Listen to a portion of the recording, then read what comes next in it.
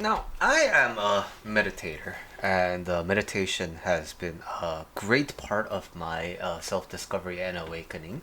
And this person went through a silent meditation retreat in the desert. And I do the ongoing meditations, and the retreats are very hardcore. Even the daily ones, when you set the timer for like an extended amount of time just to kind of challenge yourself, it's really hard. But going on a prolonged multi-day silent meditation retreat is no like easy feat. And of course, this is gonna be good because when you sit with yourself, at first it's hard. At first it's like especially when you don't really like yourself, it's very tough. But as time goes on, and the more you sit with yourself, the more those types of initial gut reactions die down, and you're left with yourself. And turns out, when you sit with yourself that frequently and that long, you're not that awful. You're not that bad. And those are the kind of the those are some of the things that you have in the awakening of the some meditation sessions. But this person meditated in silence for 10 hours a day without speaking to anyone on a strict vegetarian diet, 2 meals a day for 2 weeks. So basically, how Buddha had lived, right? One already wanted to leave. Luckily, you aren't allowed to. And but the next day, the mind changes. After about 5-6 days, how vivid life was. And yeah, this is exactly the type of thing that you learn in when you're with yourself. You learn from yourself. Anyway, the post goes on about dopamine and how like it sets the baseline and things like that. But one question particularly interested me. Any changes to how you will manage dopamine levels back into the real world?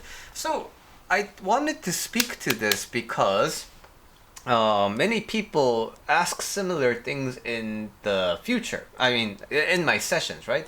Client comes in, and then through our coaching, we get to experience these levels of like awareness and awakening, right? And then they come back, and then they talk about how life is so much better, and they're more clear with themselves, and they have a present path forward and things like that.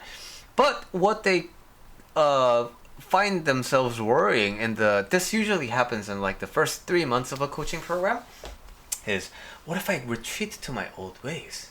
And that is kind of a threat, right? But it's only a threat when you are in the early phases of meaningful change in your life. Because once you get to this state, once you get to seeing life for what it is, outside of your impulses and outside of your default reactions to things, outside of your karma, when you see your life with a clear lens and perspective, a very important side effect is that you are able to tell when you're not in that state. And depending on the time of practice, the difference is the lag. You will scroll, but then you will notice, oh man, no wonder I feel kind of bad right now. I didn't catch myself scrolling. And this will naturally lead to wanting to be more present. And so you will close your eyes and get to meditation.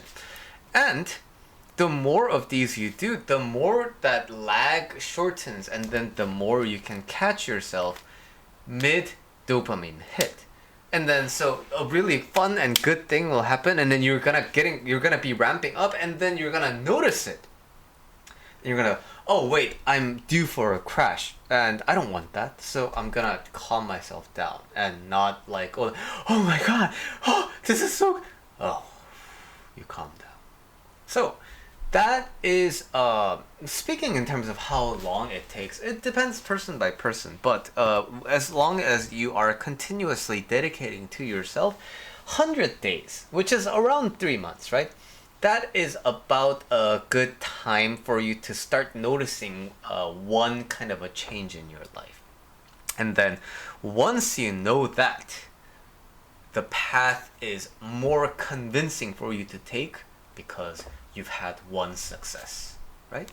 And sometimes that small one success is all you need to make big changes in your life.